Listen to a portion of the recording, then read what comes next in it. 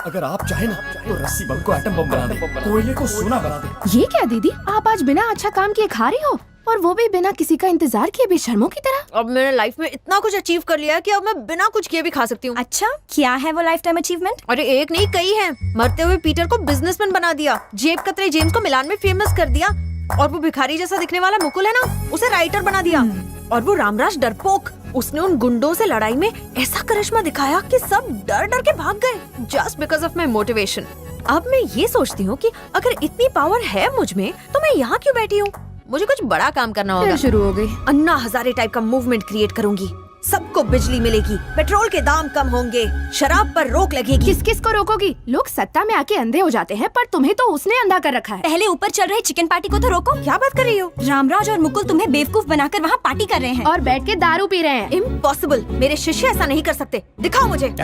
अगर तुम वो कुंफू की करामत नहीं दिखाते तो हम तो कब्र में बैठ के दारू पी रहे होते। उस पागल मैडम की बेवकूफी ने तो आज हमें मरवा ही दिया होता। वो उनके लिए नहीं आए थे, मेरे लिए आए थे। बबली ने भेजा था। वो कौन है? अरे राज साहब, आप ही तो हमेशा बबली बदमाश के नाम की माला जपते रहते हैं। कौन है वो? जब दुखी मर्द को देखती हैं तो लड़कियां ज्यादा हमदर्दी जताती हैं, इसीलिए मैंने हवा में से ये कैरेक्टर क्रिएट किया। तुम्हारे अंदर फाइटर, डांसर और राइटर भी घुसा हुआ है। क्या बेवकूफ बनाया हा? मुकुल, बोलो। तूने बबली को भुलाने के लिए ये पिलाया ना, तो फिर उसकी याद क्यों आ रही है? पर पर्पस तो यही था। लेकिन पर्पस तो फेल हो गया है। तेरे दिल की चोट गहरी होगी इसलिए। अकेले मैं ही नहीं, बबली बदमाश जैसी लड़कियों की वजह से देश के कई लड़कों ने चोट खाई है। अगर मैं गरबा में उससे ना मिला होता और दिवाली तक उसके लिए ना रोया होता तो मेरी लाइफ भी हैप्पी होती। मतलब तेरी लव स्टोरी में गरबे का बहुत बड़ा हाथ है? सिर्फ मेरी लव स्टोरी में नहीं मुकुल, कई लोगों की लव स्टोरी में गरबे का बहुत बड़ा हाथ है। उसके बाद लड़का लड़की कॉफी पीने के लिए जाते हैं, फिर लड़की लड़के से सिनेमा दिखाने की जिद करने लगती है। लड़कियां मुझसे हीरो जैसा बिहेव करने कहती हैं और जीने मरने के वादे करती हैं। चाय पत्ती कलर का ये चेहरा किसी एंगल से हीरो जैसा लगता है, फिल्मों ने बर्बाद कर दिया है। और ये अत्याचार क्या कम था कि सोशल नेटवर्क भी आ गए, ऐसा जाल बिछाया है और इस जाल में सारे लड़के फंस गए हैं। ये लड़कियां कभी कोई बुक पढ़े ना पढ़े लेकिन फेसबुक जरूर पढ़ती हैं, लेकिन वहां भी लड़कों को उल्लू बनाती है। हद है यार। नाम कनिष्का, फोटो अनुष्का, नाम संगीता, फोटो समंथा। हमारे देश की बर्बादी की असली वजह ये इलेक्शन, करप्शन, 2G, 3G बिल्कुल नहीं है, बस सिंगल G है। G for girls. ये pub, club, restaurant, resorts, malls, multiplexes कभी बनकर चल ही नहीं पाते अगर ये लड़कियां अपने बाप को, मुझ जैसे गरीब बॉयफ्रेंड को, अपने बेचारे हस्बैंड को नॉन स्टॉप खर्चा नहीं करवाती। अगर एक दिन, बस एक दिन के लिए इनका ये खर्चा बंद हो जाए ना, तो हमारा इंडिया अमेरिका से 30 गुना ज्यादा अमीर हो जाएगा। ये मेरा राज साहब, इतना गुस्सा क्यों कर रहे हैं? सारी लड़कियां ऐसी होती हैं। एक को छोड़ के। कौन राज साहब? जानकी मैम। हमारी मैम लेडी नहीं है, बॉय है। लेडी बॉय है। जी देवी है। G for goddess. तूने कभी जानकी मैम को ध्यान से देखा है? मैंने तो मैम का बस चेहरा देखा है, इतनी गहराई में कभी गया ही नहीं। मॉडर्न ड्रेस में वो हीरोइनों को मात दे देती है। सच्ची? और बनारसी साड़ी में तो देवी महालक्ष्मी लगती है। उस देवी के पुजारी होकर हम शराब कैसे पी सकते हैं? जब उन्हें पता चलेगा तो उनका शीशे जैसा दिल टूट नहीं जाएगा? ठीक कहा बॉस। मैम महालक्ष्मी है तो इंकी पिंकी उनकी सखियां, वो तो सदमे से मर जाएंगी। छी, तेरे कहने पर मैंने फर्स्ट टाइम पी है। मैंने ठान लिया है कि ये मेरा लास्ट टाइम है।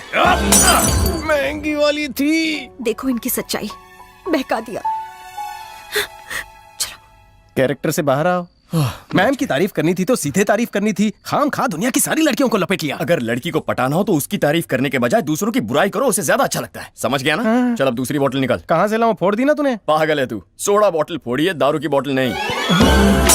राज साहब, तुम तो महान आत्मा हो। और अब मुकुल।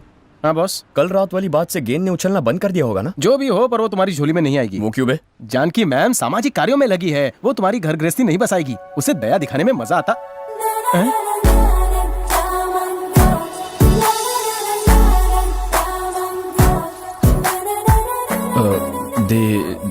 देवी महालक्ष्मी जैसी ना? अरे मेरे दिल की बात आपने कैसे जान ली? आपने कैसे जान ली? मैंने ही तो तुम दोनों को सुधारा है, मैं कैसे नहीं जानूंगी? करेक्ट मैडम, मैं जानता हूँ कि आपको तारीफ से नफरत है, पर आज आप मुझे मत रोकिएगा प्लीज। क्या रामराज, बात घुमाओ मत, बता भी दो। बिना बात घुमाए डिटेल में कहना चाहूंगा कि आज आपके बालों को देखकर कोई भी दीवाना हो जाएगा, है ना? ऐसा हो भी सकता है। ये गर्दन गर्दन। हाँ? गर्दन क्या बे? नेक नेकलेस के लिए होती है। वल्गर मत बन मुकुल, कमर नेशनल हाईवे होती है। ये जरूर सड़क छाप है, तभी इसे सब कुछ सड़क की तरह दिखता है। Shut up. कवि को इस तरह की उपमा देना अलाउड होता है। रामराज, मैम, तुम्हारे अंदर एक कवि है। जो लड़की तुमसे शादी करेगी बहुत लकी होगी। मैं मंदिर गई थी, प्रसाद लाई हूँ। तुम्हारी मनोकामना पूरी हो। Thanks Bye. Ma'am. Bye ma'am.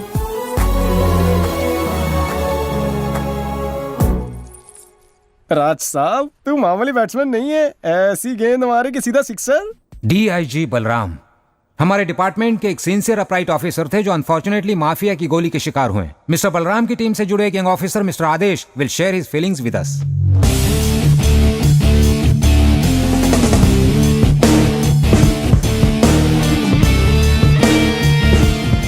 Balram sir सबके इंस्पिरेशन थे। हम जैसे यंग ऑफिसर्स के लिए एक आदर्श थे। मेरा मकसद है उस ग्रेट ऑफिसर की जान लेने वाले बादशाह को पकड़ना, और मैं इस मकसद में कामयाब होके रहूंगा।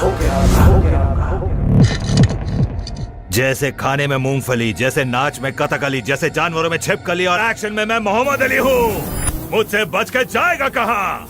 तुझे खोज कर पैर से मसल कर तेरी मसकली बना दूंगा। One more. क्या हुआ? सूरज मेरा वाला दिखा। अभी शो यू। जैसे खाने में मूंगफली, जैसे नाच में कथकली, जैसे जानवरों में छिपकली, वैसे एक्शन में मैं मोहम्मद अली हूँ। मुझसे बच के जाएगा कहाँ? तुझे खोज कर पैरों में कुचल कर तेरी मसकली बना दूंगा। That's it, boss.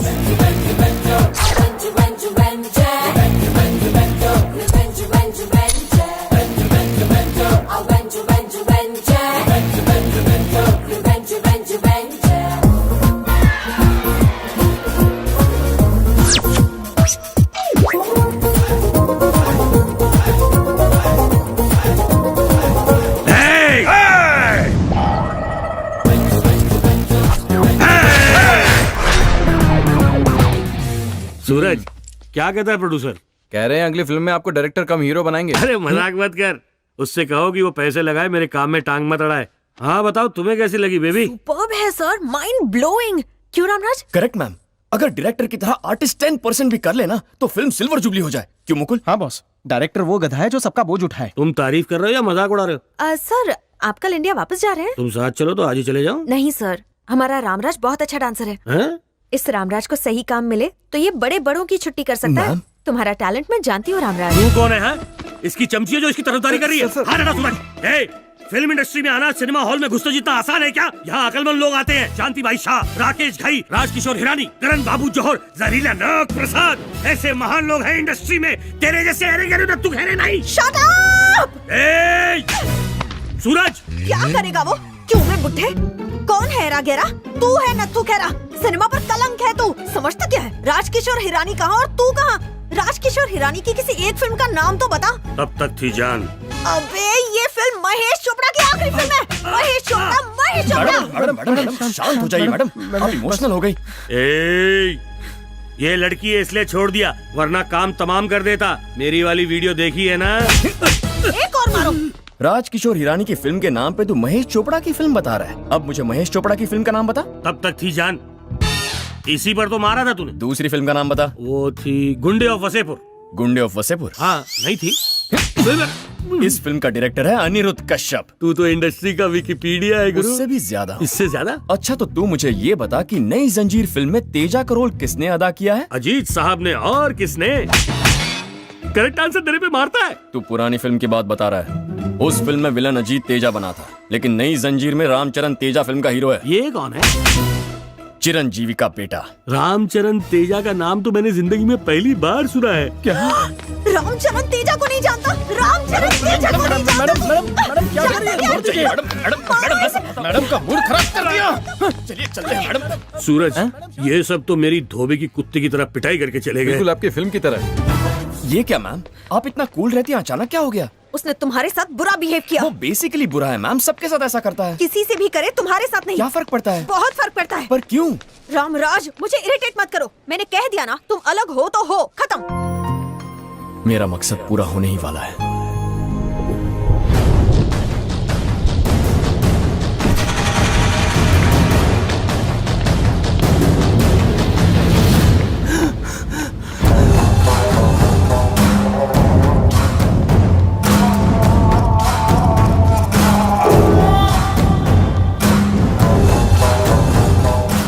बादशाह कहाँ है? जब तक वो अपना गोल पा नहीं लेता उसे कोई नहीं रोक सकता। If you don't tell me about बादशाह, I will kill you.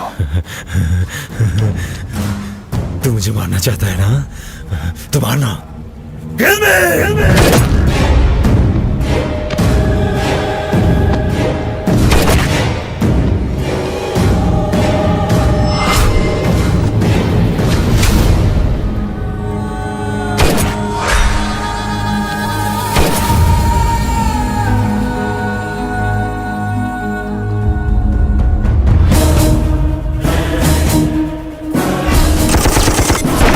जिस बादशाह के नाम से पूरे अंडरवर्ल्ड में तहलका मचा था, उसके इस तरह खामोश हो जाने की क्या वजह है? ये जानने के लिए हम मकाओ के रॉयल कसिनो में चलते हैं। बादशाह का पिता धनराज रॉयल कसिनो चलाता है।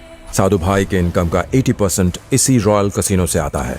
साउथ ईस्ट एशिया को कब्जे में रखने वाला साधु भाई भी हांगकांग में घुसने की हिम्मत नहीं करता था, जिसकी वजह थी खतरनाक विक्टर और उसका बेटा बेरहम जॉनी। हांगकांग को अपना बेस बनाकर जॉनी इंडिया में ड्रग माफिया और लड़कियों की सप्लाई के काम को अंजाम देता था। अब पहली बार उसकी नजर धनराज के कसीनो पर थी। अजय, हांगकांग विक्टर का एरिया है। पैसा हिफाजत से बैंक में डालना और याद रहे विक्टर बहुत खतरनाक है। ओके दादा।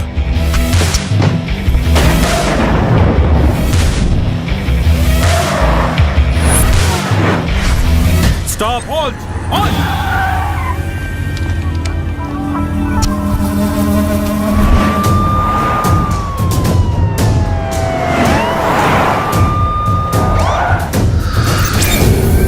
Come on, get down, get down.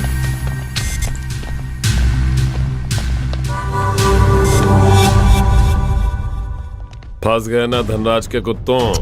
उस लॉकर का कोड नंबर क्या है? बोलो, नहीं तो काट डालूंगा साले। 20 05 1983। बर्थडे नहीं, कोड बता।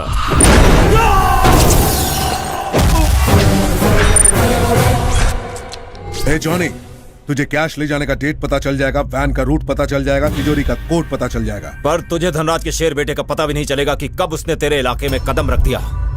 वो काट कर रख देगा तुम सबको। और उस शेर का नाम है बादशाह।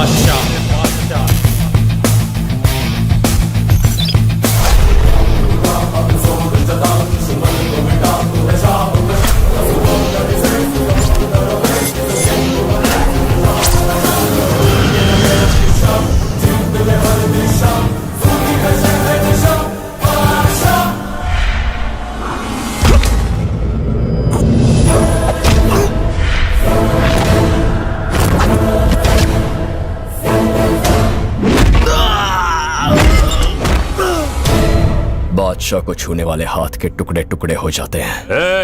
ये हांगकांग है, मेरे बाप विक्टर का एरिया। ये एरिया कुत्तों का होता है, शेरों का नहीं।